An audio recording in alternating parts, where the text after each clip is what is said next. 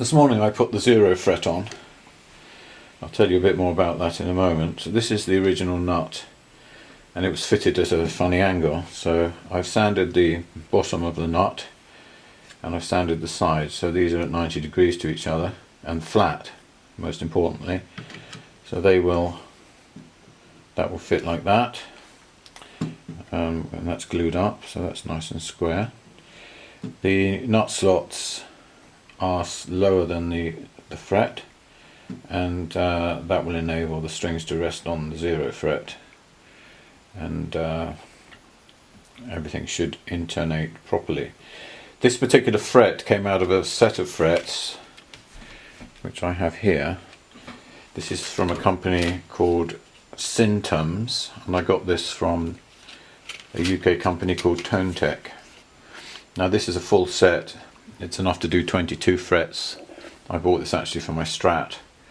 This is the tallest fret that this company make. In fact, it's the tallest fret that I could find, so I figured it would be fine for a 0 fret. And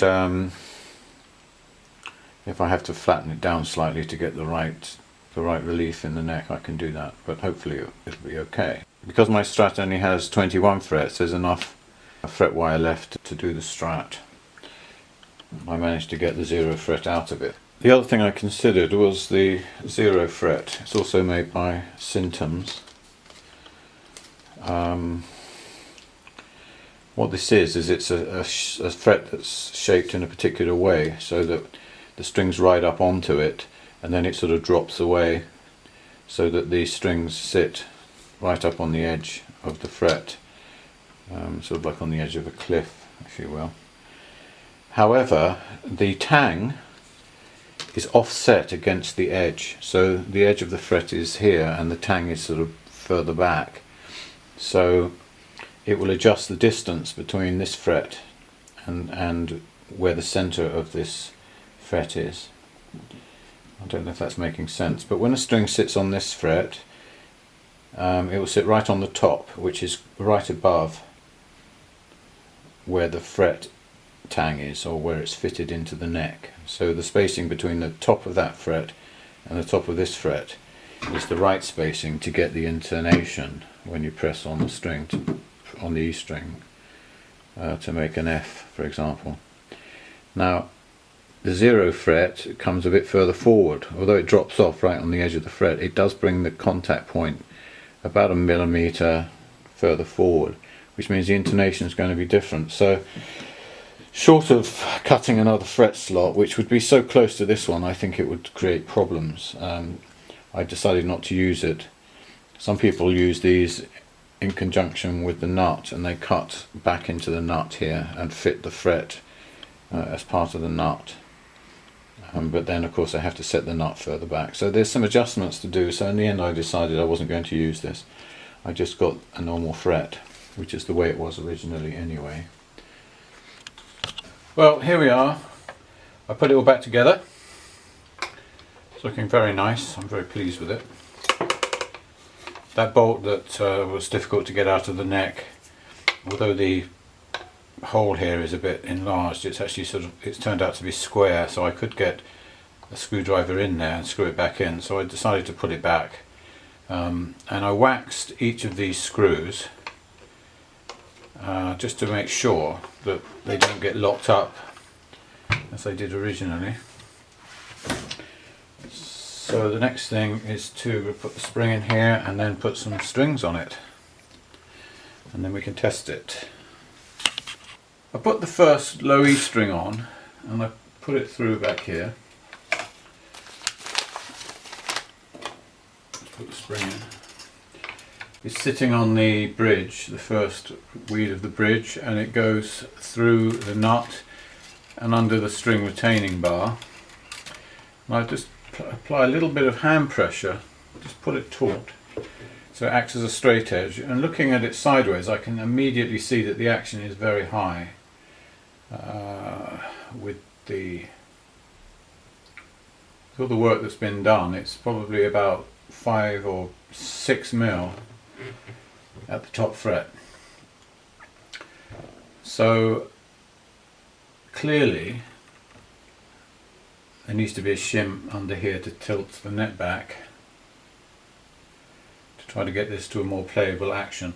I have the bridge all the way down, it's as low as it can possibly go, and I've got the string on the smallest or the lowest of the saddles, so if I was to move it over to the centre, it would be higher in the centre.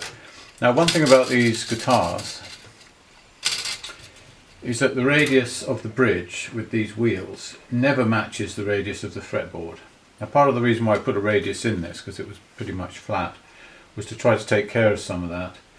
But really, without replacing this bridge, which I don't want to do because I want to keep this stock, this is one of the issues as far as playability is concerned. So what I want to do is to try to get it as low as I possibly can on the top and low E string. And then this will bring this down a little bit closer. I put the first string on, and there was a uniform gap all the way along. And then I thought, well, as the string tension increases, the neck is going to pull forward and the strings are going to get higher. And I was already at the lowest setting. So I figured it would be very difficult to adjust the height any lower. The only thing I could really do is adjust the truss rod a little bit. But that really isn't for adjusting the string height. So what I decided to do was to add another shim. So I've got a total of 3, they're sort of staggered, different widths, same thickness. And I'm going to bolt the neck on and try again. But I want to leave enough adjustment at the bridge, because right now it's all the way down. I'd like it to have some adjustment in both directions, just to be sure. You can see here the nut. When I pull the string, there's a big space here on the side of the fret. It's about 6 mil on both sides. The original frets on this guitar, they had sloped the edges quite severely on both sides, almost like they'd just ground them off. And I could see why they might want a bit of distance between the string and those sloped edges to stop strings falling off. But now that these have been done properly, there's no reason why this string couldn't come over a couple of mil and widen the spacing of the strings at this end of the neck, which I prefer, to be honest. I don't like them to be too close together. I don't have any nut slot files at this point. I'm getting some for my birthday in a few weeks. At a later date, I'm going to have to come back, remove this, and probably build one myself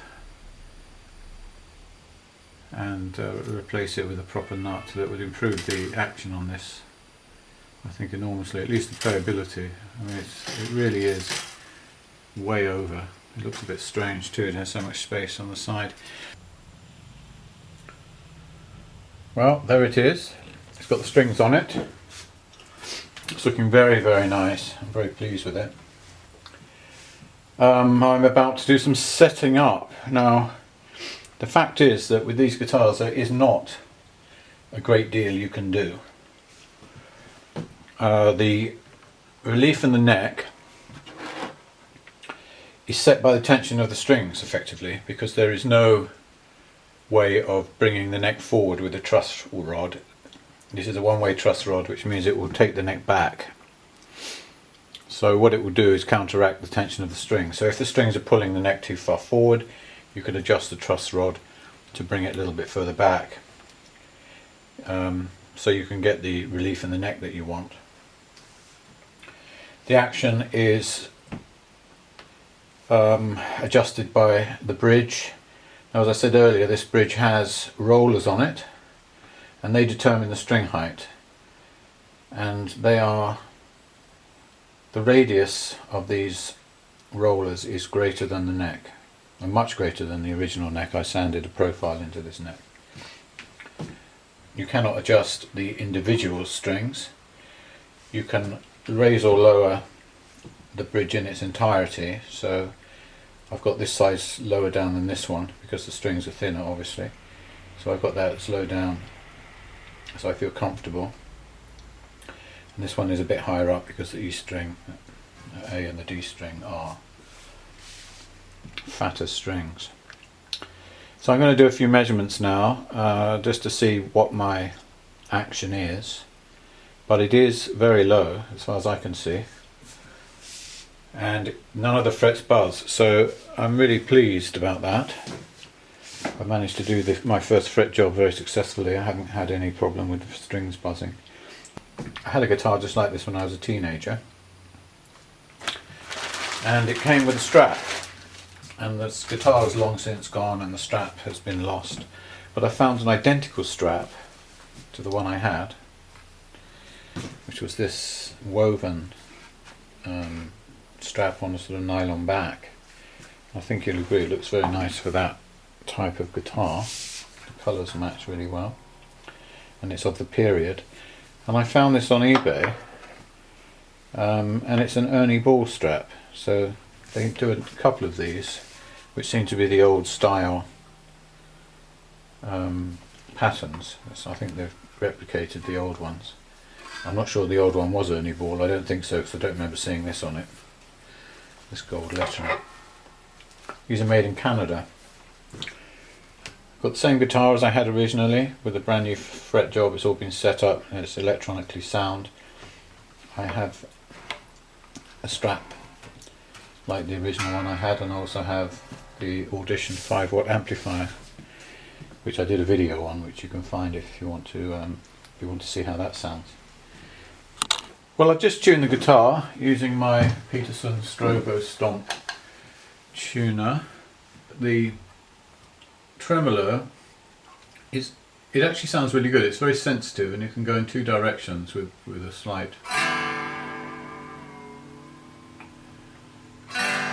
It comes back to pitch okay.